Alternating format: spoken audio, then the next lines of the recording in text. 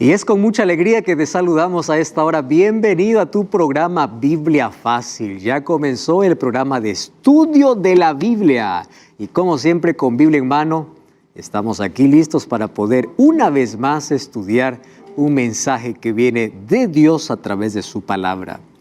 Nos alegra tenerte a ti del otro lado, viendo este programa por la TV, por las redes sociales, por YouTube, por Facebook. Siéntete abrazado y gracias por acompañarnos. Te digo que vale la pena invertir un tiempo en algo que significa nuestra salvación. A la verdad, es allí donde debemos invertir la mayor cantidad de tiempo. Entonces, mientras más conocimiento tengas, mejor relacionamiento tendrás con Dios. Y es por eso que en este estudio de la Biblia, en esta temporada de Biblia Fácil, estamos hablando sobre el amor, la gracia, la misericordia y la justicia de Dios representado en el santuario.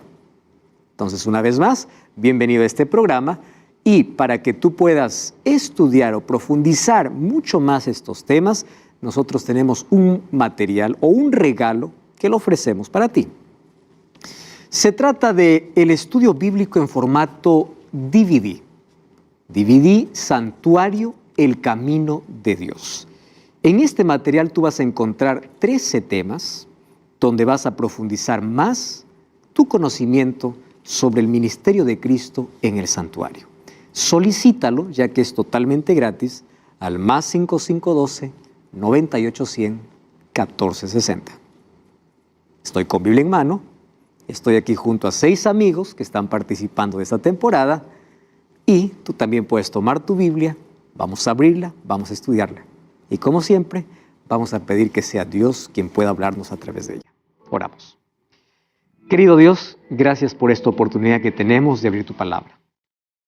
Mas también tenemos el corazón dispuesto para poder aceptar, para poder comprometernos con la verdad, para poder vivir esa verdad. Gracias porque esa luz ilumina nuestro corazón, nos saca de las tinieblas y nos llama a una luz admirable.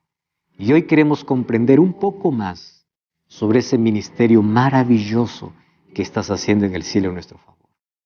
Que tu Santo Espíritu nos guíe, que tu Santo Espíritu abra nuestros ojos para ver aquella maravilla, aquel trabajo, aquella obra maravillosa que estás haciendo a favor nuestro. Y permite que podamos hacer nuestra entrega completa.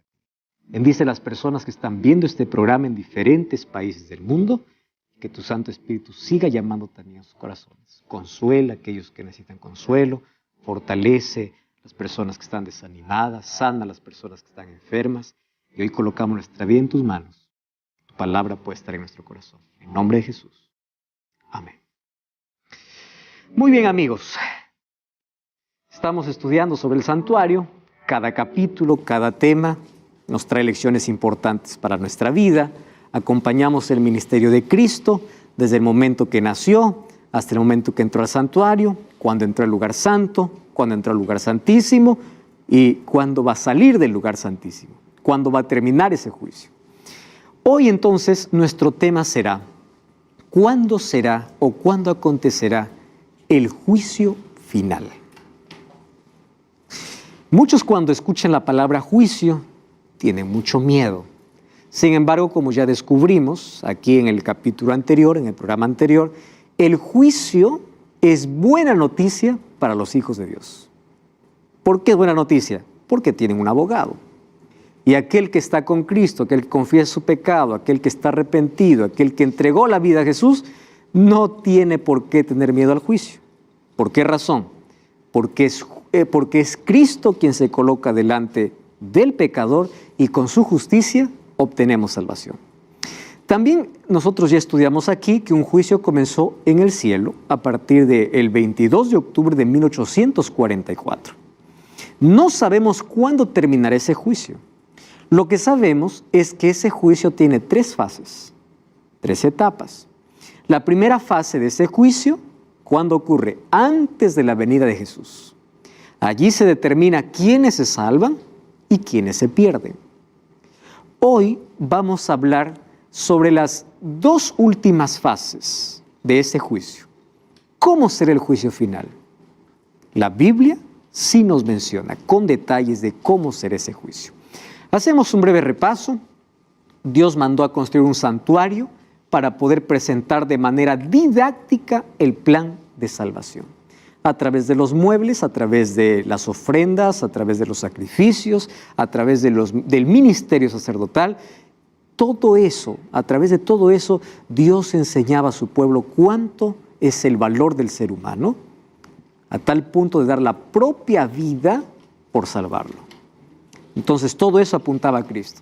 Vimos que el santuario era el evangelio en símbolos para ser predicado en todo el mundo, porque todo lo que había y se hacía en el santuario apuntaba, ya sea el sacrificio de Jesús en la cruz o ya sea el ministerio de Cristo en el santuario. Todo eso lo aprendemos en el santuario. Y también aprendimos que desde el año 31 hasta el año 1844, Jesús fue nuestro abogado, y después de 1844, hasta no sabemos cuándo, Jesús es abogado y juez, y se está llevando un juicio allí en el cielo. Muy bien, un día Jesús saldrá del santuario. No sabemos cuándo. La Biblia no revela fecha, ni para cuándo termina la gracia, ni para cuándo Jesús regresa. No podemos especular, no podemos decir tal fecha. No existe. Si la Biblia no lo revela, todo lo que se pueda decir son tristes especulaciones humanas. Por ahí escuché muchas personas decir, por ahí yo escuché un mensaje diciendo que la gracia termina en septiembre, termina en tal año. Todo eso es mentira. ¿Por qué razón? Porque a nadie se ha revelado cuándo termina el tiempo de gracia. Y cuando la gracia se termine, no terminará primero para un grupo, luego para otro. No, la gracia terminará para toda la humanidad. Momento que Cristo salga del santuario, la gracia habrá terminado para todos. ¿Comprendes? Eso es lo que dice la Biblia. Muy bien. Cuando Cristo salga, estará determinado quién se salva y quién se pierde. Porque en el juicio, durante el proceso, los que se salvan se entregaron a Jesús, hicieron de Cristo su abogado, caminaron con Dios, hicieron la voluntad de Dios y ahora están salvos para siempre. Muy bien. Y Apocalipsis capítulo 22, versículo 12, encontramos la promesa linda que Jesús hace. Dice así: He aquí, yo vengo pronto, y mi galardón conmigo. ¿Qué significa galardón? Pago, recompensa. Yo vengo para traerte recompensa. Y para recompensar, dice, a cada uno según fuese su obra. La recompensa no es en masas, como la salvación no es en masa. O sea, no es que en casa papá es consagrado y toda la familia se consagra, no, o toda la familia se salva, no, es individual. No es que en la casa la esposa es bien cristiana y ella va a salvar a los demás, no, es personal. Y la recompensa no será por familia, no será por iglesia, no será por grupo, será de manera personal. Y esta promesa me lleva a pensar, o me lleva al conocimiento de cómo por ahí algunos están proclamando cosas que la Biblia no revela. Por ejemplo, hay personas que dicen, miren, cuando una persona muere, ¿dónde se va? Se va al paraíso, se va al infierno. ¿De dónde sacaron todo eso?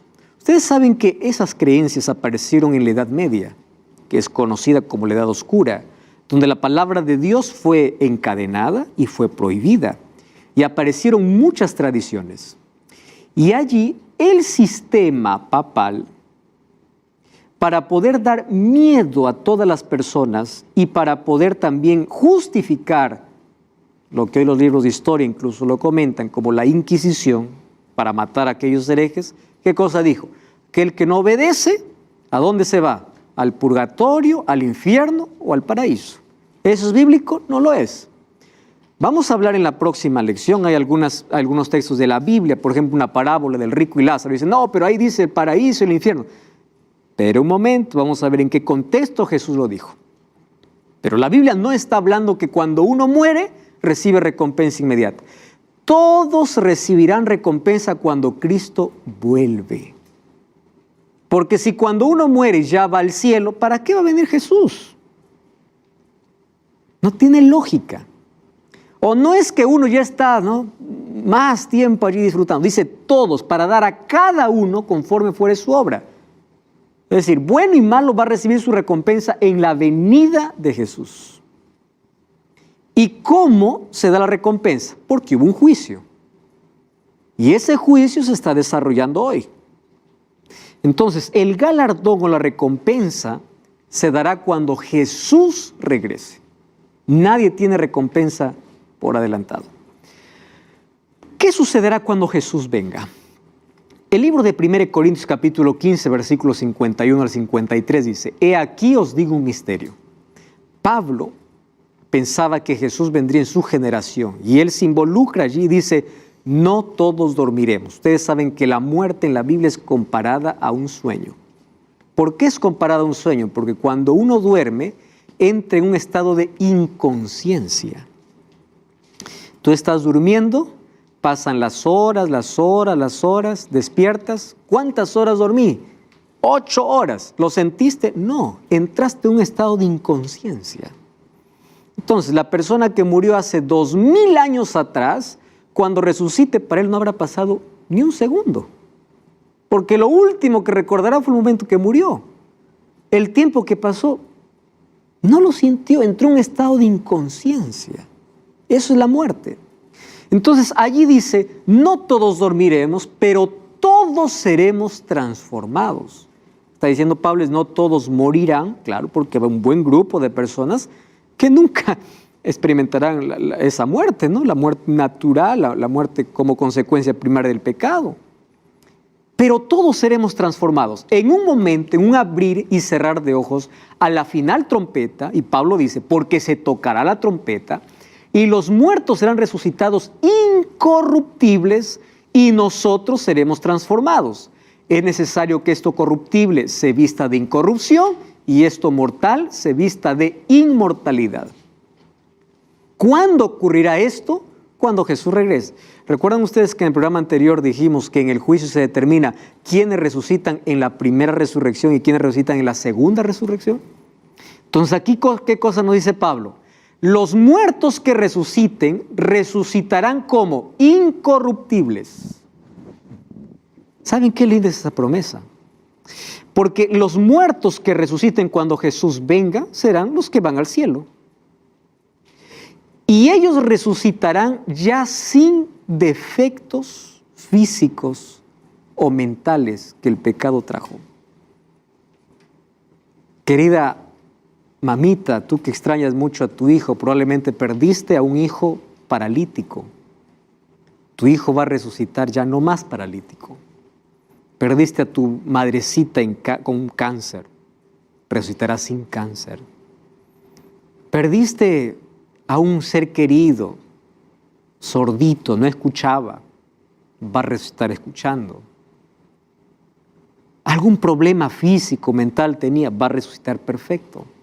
Aquellos que tienen parte en la primera resurrección, ya resucitan, dice, incorruptibles. Es decir, ¿qué cosa es corrupción? Lo que el pecado deterioró. Y ellos se unirán ¿a quién? A los que están vivos. ¿Y los vivos qué serán? Transformados. Los muertos que resucitan y los vivos que esperan a Jesús, que estarán en el día de la vuelta de Jesús, ambos son, ahí dice Pablo, todos seremos transformados. ¿Por qué es necesario que esto corruptible se vista de incorruptibilidad? ¿Qué significa? Cuando Cristo regrese, arrancará de nuestra vida la naturaleza de pecado. Nunca más tendremos deseos de pecar. Seremos transformados por completo. Y ahora que tenemos un cuerpo mortal, ¿qué significa mortal? Que muere. O sea, cuando una persona muere, muere. No es que cuando una persona muere, no, por ahí sale algo, su espíritu. No, muere. Eso dice la Biblia. Cuando Cristo venga, recién vamos a recibir el don de la inmortalidad. ¿Qué significa inmortal? Nunca morir. Pero mientras Jesús no vuelva, todos somos seres mortales. Entonces, todos resucitarán. Entonces todas las personas que murieron están en sus tumbas. Mortales, están muertos.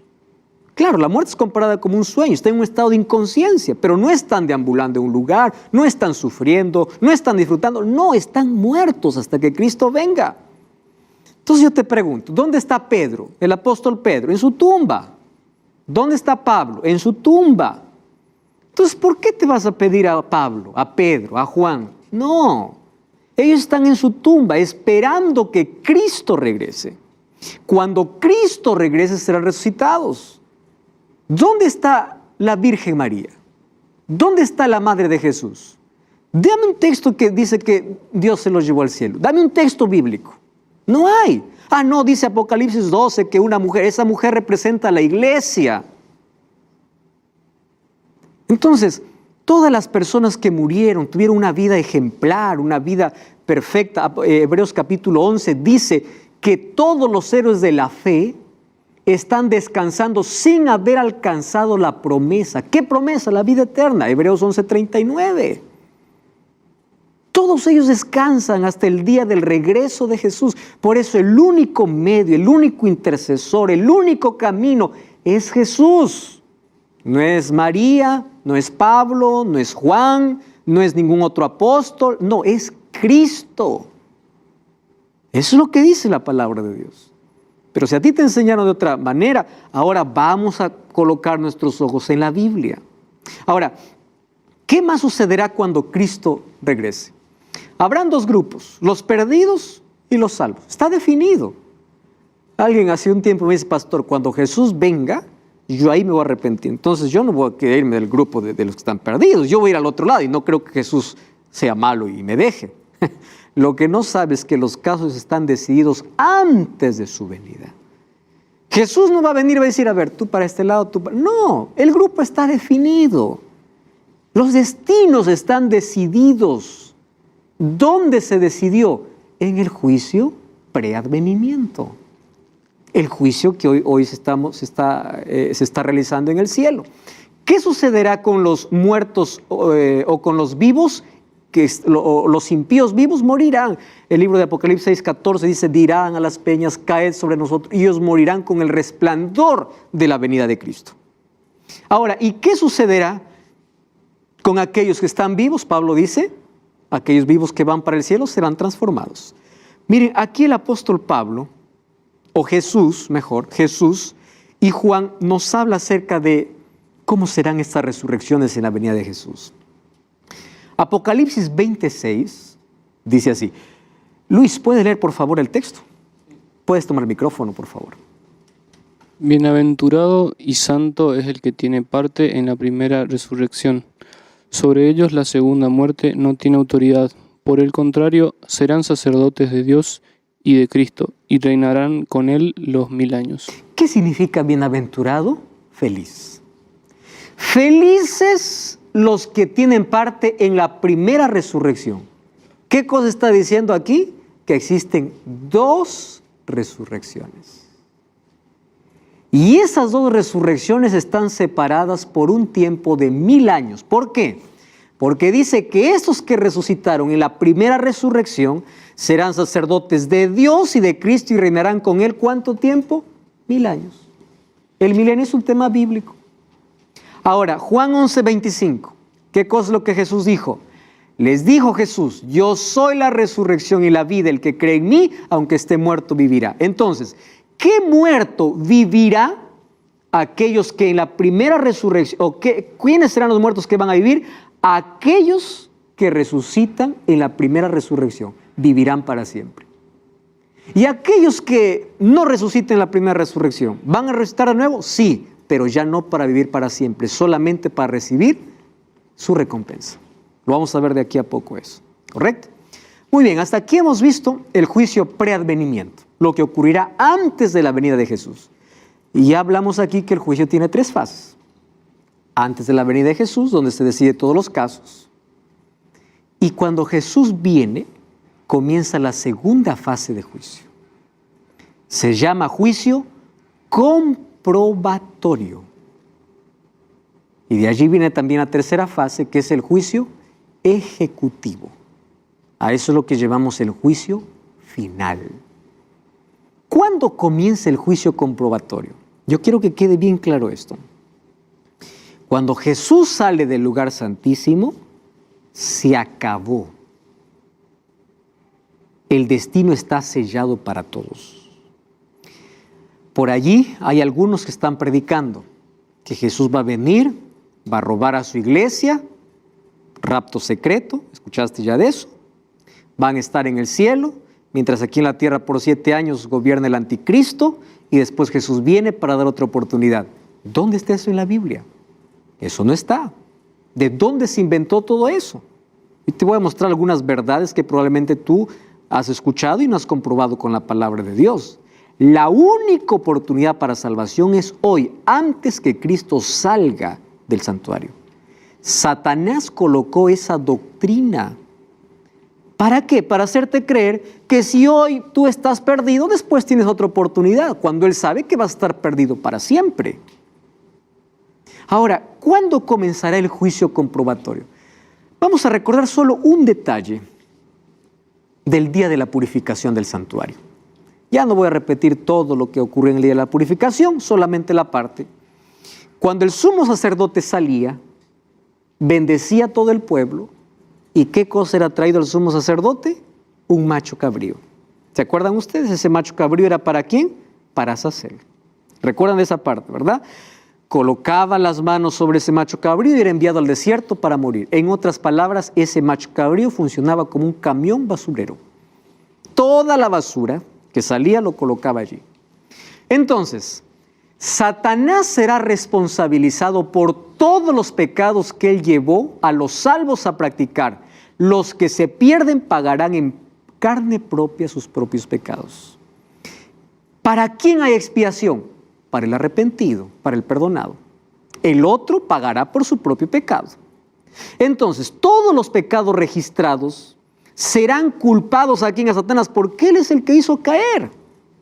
Es allí donde los archivos de los santos serán eliminados para siempre. Mas hay una profecía bíblica que nos ayuda a entender. Miren, Apocalipsis 21 y 2 dice así: vi un ángel que descendía del cielo con la llave del abismo y una gran cadena en su mano, y prendió al dragón, la serpiente antigua, que es el diablo y Satanás, y lo ató por 1000 años. Esta cadena es una cadena circunstancial. ¿Qué significa una cadena circunstancial? Hoy el diablo está libre. ¿Qué significa que está libre? Que él aquí engaña a todo el mundo, porque esa es su especialidad. Entonces, cuando él dice que estará encadenado, significa que él ya no tiene la oportunidad de engañar. Él está encadenado, está prisionero. ¿Por qué está prisionero? Porque cuando Jesús volvió, los salvos van al cielo y los impíos que no son salvos morirán. Y aquellos que murieron y no encontraron la salvación, sus tumbas no se abrirán. Entonces, ¿cómo queda la tierra? Miren cómo queda la tierra, lo que dice el libro de Jeremías 4, 23 al 27. Miré a la tierra y he aquí que estaba asolada y vacía. ¿Cómo estaba la tierra? Vi a los cielos, no había luz. Miré a los montes, temblaban. Los collados fueron destruidos. Miré y no había hombre. Todas las aves del cielo se habían ido. Miré y aquí el campo fértil era desierto. Todas sus ciudades eran asoladas delante de Jehová, delante del ardor de su ira. Está hablando de la segunda venida. Porque así dijo Jehová: toda la tierra será asolada, pero no la destruiré del todo. ¿Cómo quedará la tierra entonces? Vacía. Entonces el diablo está encadenado porque no tiene a quién engañar. Todo está vacío, no hay nada. ¿Recuerdan dónde moría ese macho cabrío? ¿A dónde era llevado? Al desierto. ¿Y dónde moría? En el desierto. Aquí está la parte del juicio que se hacía en Israel, donde el macho cabrío para Azazel es llevado ¿a dónde? Al desierto. Ahora se cumplirá, ¿cuándo? Cuando Jesús venga. Es llevado al desierto. ¿Por cuánto tiempo? Por 1000 años. Y después va a ser destruido. Eso será la tercera fase de juicio. Porque el macho cabrío que era llevado moría en el desierto. Muy bien, ¿por qué Jesús dice, o por qué Dios allí dice, no la destruiré de todo? Porque esta tierra será purificada. No será destruida totalmente. Será purificada con fuego. Y cuando se erradique el pecado y aquellos que no quisieron soltar el pecado, esta tierra será reformada, renovada. Dios hará una nueva creación y esta tierra será la eterna morada de todos los santos. Cuando Jesús viene, su pueblo va al cielo por 1000 años. Después de los 1000 años, regresa a la tierra y esta tierra será purificada y será la eterna morada de los justos. ¿No cambies el canal?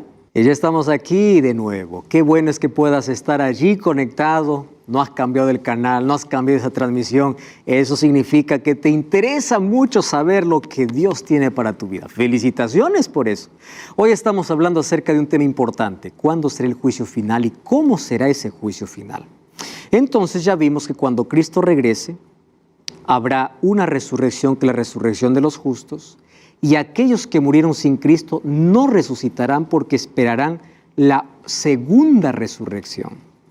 Esa segunda resurrección acontecerá después de 1000 años. Vamos a ver de aquí, en breve, vamos a ver un texto bíblico que nos va a confirmar aquello que yo estoy diciendo. Porque todo lo que digo tiene que tener un fundamento, una base bíblica. Muy bien, solo que en ese momento, mientras los salvos están en el cielo, Satanás aquí dice que queda encadenado. Esas cadenas son circunstanciales porque no tiene a quién engañar. El libro de Jeremías dice que la tierra está vacía, totalmente vacía. No hay nada por 1000 años. Ahora entonces, ¿qué harán esos salvados en el cielo? Y ahí vamos a incluirnos nosotros, ¿no? Que para eso estamos preparándonos. ¿Qué haremos en el cielo durante esos 1000 años? Entonces ahí tenemos un texto, Apocalipsis 24. Vayan a Apocalipsis 20 mientras Luis está por allí, listo para hacer una pregunta. Sí, pastor, quería preguntarle cuando, si Dios quiere, cuando nosotros resucitemos, ¿cómo quedará nuestra conciencia? Dios sí quiere que resucitemos, va a depender de nosotros allí. Muy bien, cuando nosotros resucitemos, seremos transformados. La transformación significa que todo defecto que causó el pecado, ya sea físico o mental, desaparecerá. Pero nosotros seguiremos siendo los mismos en el sentido de apariencia, porque en el cielo no reconoceremos quién es quién. Allí Jesús un día dijo a los discípulos, vendrán de todos para poder hablar con Abraham, con Isaac. ¿Cómo sabemos que es Abraham y Isaac? Tendremos conciencia o alguien nos indicará, porque ellos no perdieron rasgos de su identidad física. Ahora, en el cielo, ¿cómo quedará nuestra memoria? Miren, estudiar el cerebro realmente es interesante. Una persona solamente pierde la memoria cuando tiene una lesión, un problema cerebral y va a perder la memoria, en este caso ya sería el Alzheimer u otras enfermedades allí. ¿Cristo hará que perdamos la memoria? No. En el cielo recordaremos parte de nuestra trayectoria aquí en la tierra y allí agradeceremos a Dios. Por eso el cielo será un lugar de gratitud. Porque allí sabremos de dónde Dios nos ha sacado y por su gracia a dónde hemos llegado. Entonces no perderemos nuestra identidad, pero sí seremos transformados en el sentido que no tendremos más naturaleza pecaminosa, no tendremos más defectos físicos, no tendremos más defectos morales o mentales. Todo será perfecto. Ahora, ¿qué harán los redimidos en el cielo? ¿Qué haremos allí? Vamos a Apocalipsis 24.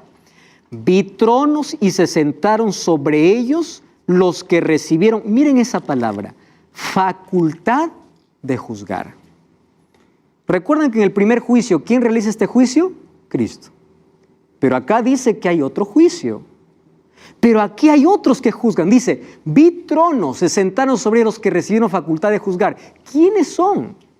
Vi las almas de los decapitados por causa del testimonio de Jesús y por la palabra de Dios, los que no habían adorado a la bestia ni a su imagen, los que no recibieron la marca en sus frentes ni en sus manos, vivieron y reinaron con Cristo ¿por cuánto tiempo? 1000 años. Entonces, ¿qué harán los redimidos en el cielo? Van a tener acceso a los registros de todos los que se perdieron. ¿Por qué razón? En la eternidad no quedará rastro de duda de que Dios es justo. Y si alguien se perdió fue porque rechazó tanto la gracia de Dios, no porque Dios no quiso salvarlo. Como ya dije en otro programa, las sorpresas del cielo será, ¿cómo es posible que yo vea a fulano de tal? Si él era así, era asá. Sí, pero se arrepintió. ¿Y cómo es posible que yo no encuentro aquí? No, no es injusto. Yo esperaba encontrar aquí a tal persona. Ven aquí, revisa su registro. Tantas oportunidades tuvo y nunca aceptó. Entonces, todos los redimidos dice que harán un juicio. Pero este juicio no es para determinar si se salva o se pierde, sino es para comprobar la justicia de Dios. Por eso, ¿cómo se llama este juicio? Comprobatorio. Solo para comprobar. ¿Y saben por qué necesitamos comprobar? Porque es obvio que tengamos preguntas de nuestra familia. Papá, mamá, hermanos, hijos. Y cuando veamos el registro de cuántas oportunidades desperdició, solamente daremos gloria a Dios, porque si se perdió, fue porque el cielo hizo todo para salvarlo, pero Él nunca quiso. Comprobatorio. Miren lo que dice el apóstol Pablo, 1 Corintios 6, 2-3. ¿No sabéis que los santos han de juzgar al mundo? Eso dice Pablo. Y si el mundo ha de ser juzgado por vosotros, sois indignos de juzgar cosas pequeñas. ¿No sabéis que hemos de juzgar a los ángeles? ¿Qué tipo de ángeles? Aquellos que dejaron el cielo. Sus registros de ellos todavía quedan. Aquellos que unieron su destino con Satanás. Entonces, el juicio en el cielo va a ser hecha por los redimidos, no para determinar quién se salva o quién se pierde, solamente para comprobar la justicia de Dios. Muy bien. Entonces, ¿qué sucede cuando termine los 1000 años? No significa que los 1000 años vamos a estar haciendo solamente eso, ¿no? Hay muchas actividades que la eternidad reserva. Estoy hablando de una de las actividades del milenio, de esos 1000 años. Ahora, ¿qué sucederá cuando termine esos 1000 años? Allí viene la tercera fase de juicio, que es el juicio ejecutivo, o llamado juicio final. Muy bien, vamos a recordar nuevamente el día de la expiación. El sumo sacerdote salía, colocaba toda la basura, representándolo así, los pecados como basura, que lo colocaba sobre ese macho cabrío. ¿A dónde era llevado? Al desierto. Ese desierto, ¿qué representa? Los 1000 años que Satanás está aquí en la tierra. Y después, ¿qué sucedía con ese macho cabrío? Moría.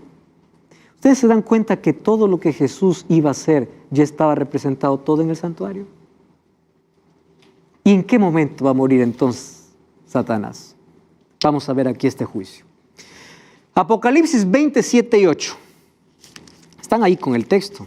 Aquí yo coloqué en la pantalla porque nos ayuda hasta encontrar el texto, podemos ahorrar algún tiempo. Más si ustedes ahí tienen el texto, mucho mejor. Dice así el texto. Cuando los 1000 años se cumplan, Satanás será suelto de su prisión. ¿Por qué suelto? Saldrá a engañar, claro. ¿Es suelto por qué? Porque tiene a quien engañar.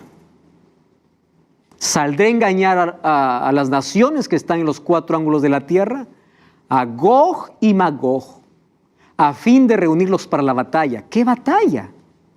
Y el número de los cuales, ¿cómo es? Como la arena del mar. ¿Ustedes sabían que allí habrá gente tan buena, pero que nunca aceptó a Cristo? Al cielo van grandes pecadores que se arrepintieron. Y en la tierra se quedarán pequeños pecadores no arrepentidos. Personas que eran buenas, pero que nunca se rindieron. Porque nadie se salva o nadie se pierde, nadie salvo o se pierde si no es por aceptar o rechazar la gracia de Dios. Y allí, ¿qué cosa dice el texto? Satanás los engañará para reunirlos a la batalla de Gog y Magog. Gog y Magog es el símbolo de 2 naciones enemigas del pueblo de Israel. Y aquí lo usa Juan como el símbolo de los enemigos de Dios. Por eso es que usa 2 términos, Gog y Magog. Aquí está poniendo en contraposición Estos para enfrentarse al pueblo que vivió con Cristo por 1000 años. Y miren qué cosa sucederá. Yo quiero que ustedes puedan mirar esta imagen. Es solo una idea. Nosotros no tenemos idea de cómo será ese día. Pero ilustrando lo que la Biblia dice, más o menos será así. Jesús desciende. La nueva Jerusalén desciende. Cuando Él descienda, dice que los perdidos serán como la arena del mar. Están reunidos aquí ¿para qué? Para atacar la ciudad. Porque como ellos son más, piensan que pueden atacar y pueden entrar a la ciudad. Y es allí donde Cristo revela para todos ellos todas las oportunidades que tuvieron para salvación. Todos. ¿Y ustedes saben cómo terminará esta gente? Arrodillándose delante de Dios y diciendo: Señor, tú eres justo. Por eso la Biblia dice: toda rodilla se doblará, porque incluso ellos reconocerán que merecen el castigo. ¿Saben qué cosa es lo más triste de esta escena? Muchos de los que están aquí podrán mirar quién está aquí. Esta será la última vez. ¿Ustedes imaginan a Judas mirando a los 11 dentro de la ciudad y él fuera? ¿Ustedes imaginan a alguien mirando fuera de la ciudad? Por eso la vida consiste en esto: o estás dentro o fuera. Nadie está en el medio. O estás con Cristo o no estás. Dentro o fuera de la ciudad. Y muchas personas que están aquí dirán: yo no estuve en la ciudad. ¿Por qué? Porque no pude vencer el cigarrillo, no pude vencer un vaso de licor, no pude vencer. Querido, aférrate a Cristo y Él te hará victorioso, pero tú no puedes quedarte fuera de la ciudad por un vicio, por una cajetilla de cigarros, por no renunciar a algo que tú amas. Tú no puedes quedarte fuera de la ciudad. Mira la eternidad que Cristo quiere dar en comparación a las cosas vanas, ilusorias que este mundo ofrece. Tú no puedes perderte aquí ese momento. Y toda esta gente que resucita no tendrá glorificación. ¿Qué significa eso? Que todos resucitarán con sus mismos defectos. Porque la glorificación solamente es ¿para quién? Para los salvos. Vamos a Apocalipsis capítulo 20. Ahora sí vamos a leer directamente el texto. Versículo 9 y versículo 10. 29. Dice así: subieron sobre la anchura de la tierra, rodearon el campamento de los santos y la ciudad amada. ¿Y qué cosa dice? Y de Dios descendió fuego del cielo. ¿Y qué pasó? Los consumió. Versículo 10. El diablo que los engañaba fue lanzado en el lago de fuego y azufre, donde está la bestia y el falso profeta. Si quieres entender quién es la bestia y el falso profeta, yo te invito a mirar Biblia Fácil, Apocalipsis. Ya hemos explicado a detalle todo esto. Y serán atormentados día y noche por los siglos de los siglos. Ahí hay un problema, ¿verdad? ¿Cómo van a ser atormentados por los siglos de los siglos? Ahora les explico. Vamos un poquito más abajo, versículo 14. La muerte y el Hades fueron lanzados al lago de fuego. ¿Qué es la muerte? Nuestro mayor enemigo. ¿Qué es el Hades? El sepulcro. No habrá más muerte. La muerte morirá. Curioso, ¿no? La muerte morirá. Tiene sus días contados. Ese cáncer que te está acabando tiene sus días contados. La muerte que te arrancó un ser querido tiene sus días contados. Serán lanzados en el lago de fuego. ¿Esta qué cosa es? Dice, la muerte segunda. ¿Cuál es la muerte primera? La que todos podemos experimentar. Cualquier momento. Pero de la muerte segunda es eterna. Versículo 15. ¿Quién será echado en el lago de fuego? El que no se halló inscrito en el libro de la vida fue lanzado ¿a dónde? Al lago de fuego. ¿Qué es la vida entonces, amigos? No son los logros que cuelgues en la pared, no son las conquistas de la vida. Es o tu nombre está o no está. Eso es todo. Ahora, vamos a conversar un momento. ¿Por qué dice que serán atormentados día y noche? Y por ahí alguno dice, ya ve, el malo va a estar allí día y noche, ardiendo en el fuego para siempre. Vamos a comprender ese término, ¿les parece? Porque eso nos hace ver que es un Dios sádico, es un Dios terrible. Les voy a poner un ejemplo. ¿Ustedes creen que es justo que una persona que pecó 80 años arde en el fuego 10.000 años? ¿Es justo o no es justo? Es injusto. Eso no ocurre ni acá. Ni el ser humano hace eso. ¿Cómo es que Dios va a castigar a uno que pecó 80 años por 10.000 años? Es ilógico.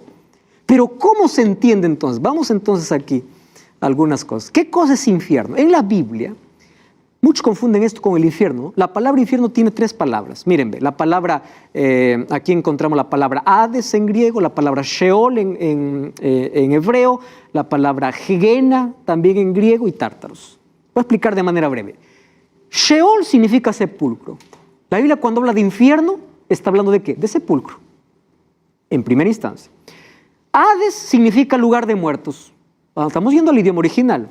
Gehenna significa, viene del valle de Hinnom. Resulta que fuera de Jerusalén había un valle donde siempre se quemaba basura y estaba ardiendo día y noche. De ahí viene la palabra Gehenna y por eso dice que arde día y noche. De ahí viene el término que arde día y noche. Y Tártaro significa oscuro, abismo y prisión. Entonces cuando la Biblia dice va al infierno, está hablando básicamente ¿de qué? De sepultura. ¿Mas qué significa tormento eterno? Porque hay muchos que están predicando que tormento eterno una persona va a arder para siempre. Pero espera, no desvirtúes el carácter de Dios. Apocalipsis tiene un lenguaje simbólico. Y como ya les expliqué, si una persona va a arder para siempre, Dios sería injusto. ¿Cómo es posible que una persona que pecó 100 años esté 10.000 años en fuego? Eso es injusticia. Entonces, ¿qué cosa está hablando? La Biblia no está hablando de una tortura eterna. La Biblia está hablando de términos que debemos conocer. En la Biblia, la palabra eterno tiene 2 connotaciones. En el hebreo es olam. Y en el griego es ainos. ¿Es así? Aionios. Aionios en griego. Entonces, esta palabra eterno, es decir, serán atormentados eternamente o serán atormentados por los siglos de los siglos, ya se ubica ya sea en olam o ya sea en aionios o ionios. ¿Qué significan estas palabras? ¿Cómo lo entendemos esto? Miren, ve, la palabra eterno en la Biblia va a depender a qué esté sujeto. Si la palabra eterno está sujeto a algo que se acaba, es eterno mientras dure. Y si está sujeto a Dios, es eterno para siempre. Por ejemplo, los santos heredarán la vida eterna. Los santos aquí están sujetos a Dios, entonces es eterno, eterno. Pero dice que cuando Cristo venga, ellos arderán eternamente. ¿El pecado tendrá un final? Sí. Entonces, si el pecado tiene un final, quiere decir que es eterno mientras dure. Ah, no, yo no le creo. No me creas, vamos a la Biblia, porque la Biblia tiene que darnos esta explicación. Vamos a 1 Crónicas capítulo 28, Antiguo Testamento. Miren, 1 Crónicas capítulo 28, versículo 4. 1 Crónicas 28, 4. Dice así: Jehová Dios de Israel me eligió de toda la casa de mi padre, miren lo que dice el texto, para que perpetuamente sea el rey de Israel. ¿Qué palabra está usándose aquí? Olam, eternamente. ¿Quién está hablando aquí? Salomón. Dice, yo voy a ser eternamente rey, porque Judá escogió a un caudillo y de la casa de Judá la familia de mi padre, y entre los hijos de mi padre se agradó a mí por ponerme rey sobre Israel. ¿Qué cosa está diciendo él? Yo seré rey, ¿qué cosa? Eterno. ¿Está diciendo eso o no? Eterno. Muy bien. Vamos a ver entonces qué dice el capítulo 29, versículo 27. Un capítulo después nada más. 29, 27. Dice así: el tiempo que reinó sobre Israel fueron 40 años. 7 años en Hebrón y 33 años en Jerusalén. ¿Qué? ¿Acaso no era eterno? Sí, era eterno mientras vivió. ¿Entienden a qué se refiere eterno entonces la Biblia? Cuando dice que serán atormentados día y noche por los siglos de los siglos, está hablando de las consecuencias eternas. Y está hablando que será eterno mientras dure, es decir, cuando sean echados al lago de fuego, serán consumidos, esa palabra eterno es sin descanso hasta que se acabe. Una vez que se acabó la materia, se acabó todo. ¿Por qué razón? Porque si Dios tiene atormentando a los impíos, significa que el pecado no ha sido eliminado. Porque siguen pecadores. Entonces Entonces, ¿dónde está lo que dice Malaquías capítulo 4, que no quedará ni raíz ni rama? ¿Comprenden? Entonces hay que entenderlo en su contexto. El pecado no es eterno. Dios es eterno. Entonces, los justos tienen vida eterna porque están sujetos a Dios, pero el pecador, por estar sujeto al pecado, no va a arder eternamente, está mientras dure. Por eso dice, ¿qué cosa dice Apocalipsis? Que la muerte y el Hades es echado ¿a dónde? Al lado de fuego, y ahí se acabó. Se acabó el pecado, se acabó todo. No es